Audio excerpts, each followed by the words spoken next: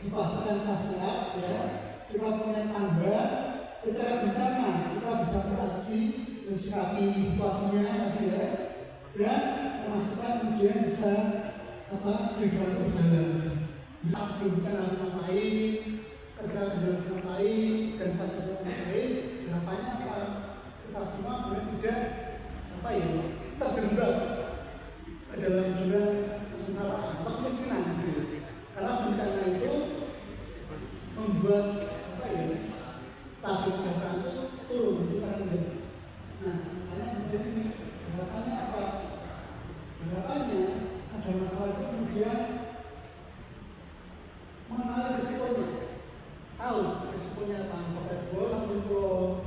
apa, perlihatkan bagaimana karena mengetahui risiko-risiko yang ada di daerah Anda.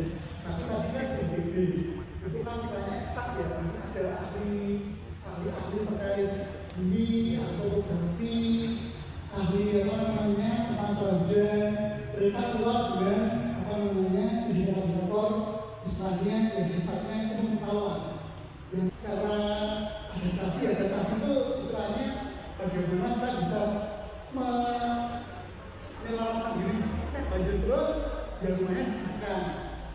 Kalau banjir kan ada banjir, dan kalau bapak ibu lihat di Jakarta itu banyak yang ada banjir itu banyak tingkat. Jadi pas banjir yang bersih ke lantai 2. Jadinya nggak ada korban jiwa, ada korban harta benda yang bencana. Karena apa? Mereka bisa jalan, bisa ke kantor dan sebagainya. Itu gitu. Harapannya kita bisa kemudian mengurangi dan beradaptasi terhadap bencana, dan juga tadi memadukan dengan ini rencana bangun desa. Misalnya besok ya, saya nggak tahu tahun ini mungkin sudah selesai ya, menyusun rencana kerja atau rencana bangun desanya ya. Mungkin tahun depan mau dipikirkan kalau ada risiko longsor, ada dan hijauan. Ketika bencana itu dampaknya itu kita tahu, misalnya begini, yang disabilitas pas bencana saja kita ada susah. Misalnya dia pakai surga, pas bencana aja bisa melalui dia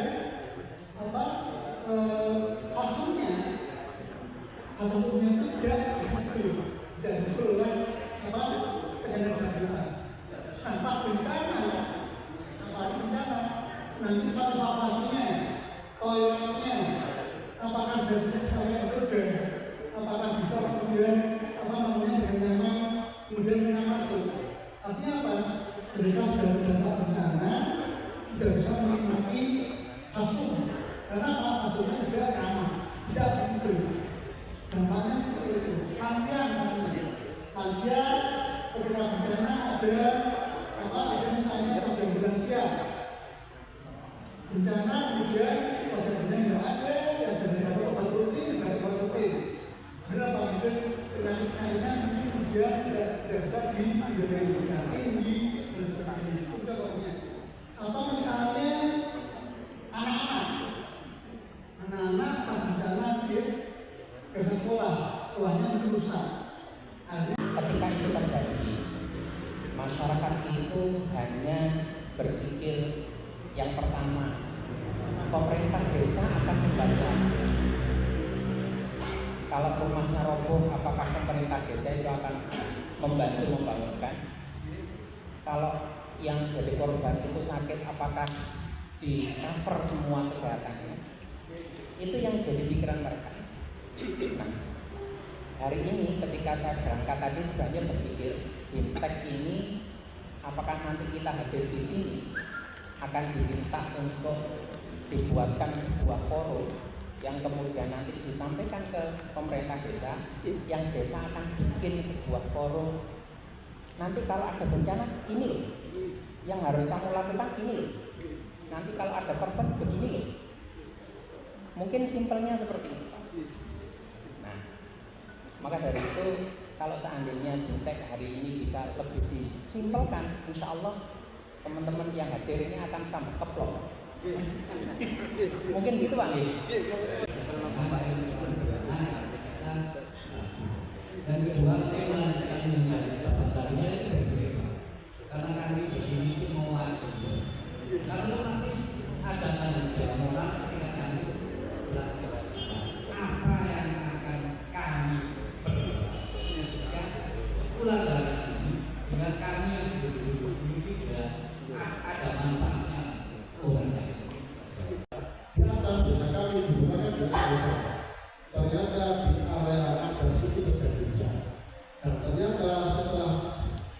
siang hari ada orang mandi di hari dengan sampai beberapa jam lebih. Di desa-desa kita sini itu apakah sudah ada di sana desa Tambun ada belum di tempat jawaban kalian?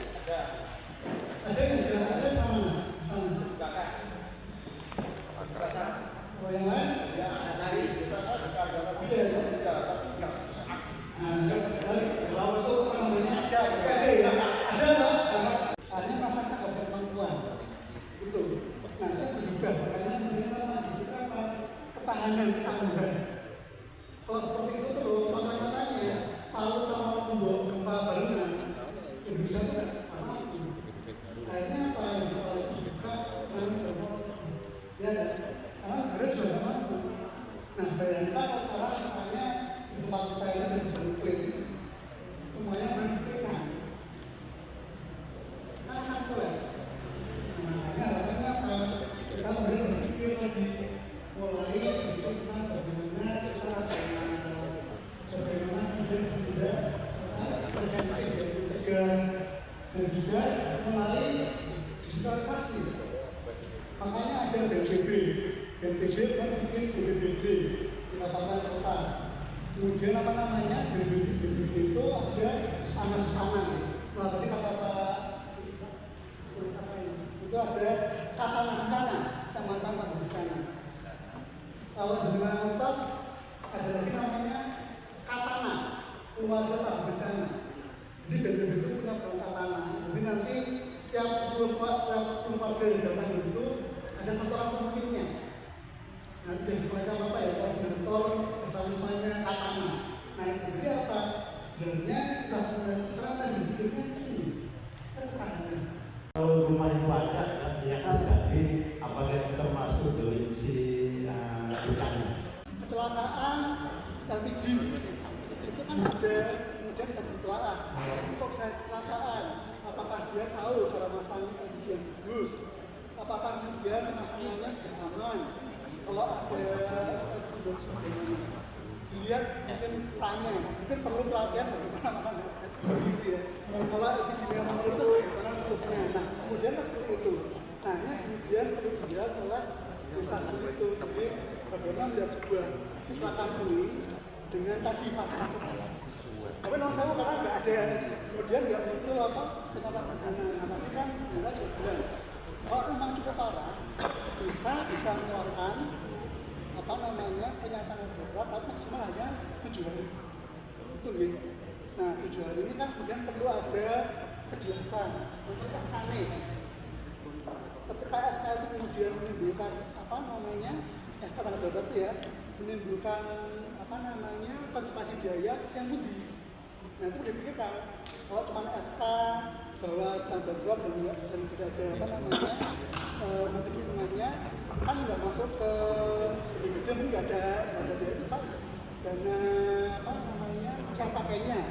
Itu kan berarti kan tidak direspon, makanya perlu disampaikan semua. Apakah tadi ya dari bidang 5 itu di AIP, di yang lain saya bisa itu kurang lebih Pak. Itu termasuk kecelakaan juga. Iya, kecelakaan tapi Karena sudah sama-sama tahu sebenarnya nanti kan juga semua perwakilan.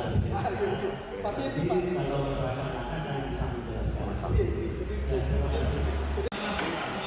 Kemudian bagaimana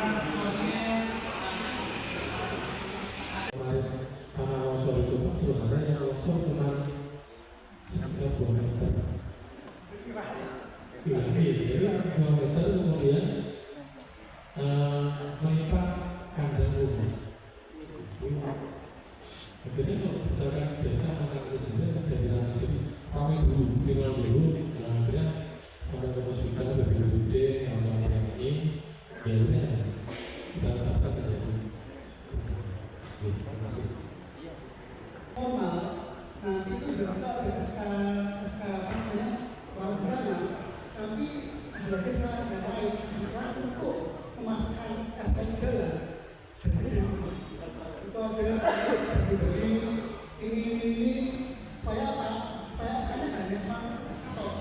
Nah ini transportnya atau orang benar dari dibilang dari siapa pakai, apa itu juga sedikit. Jadi Ini yang ditujuan di kalian.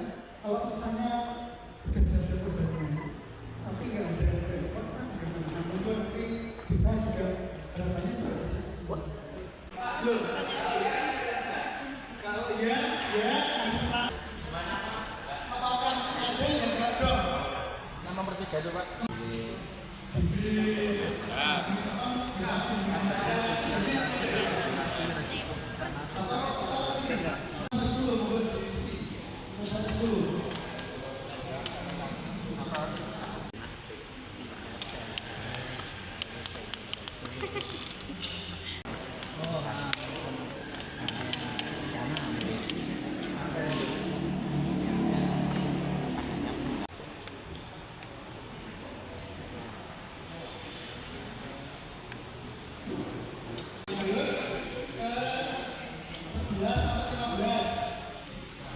Bakal begini ke atas dan anak longsor dan terus untuk anak MI. Mengenai risiko bencana desa, saya jawabnya mungkin untuk saat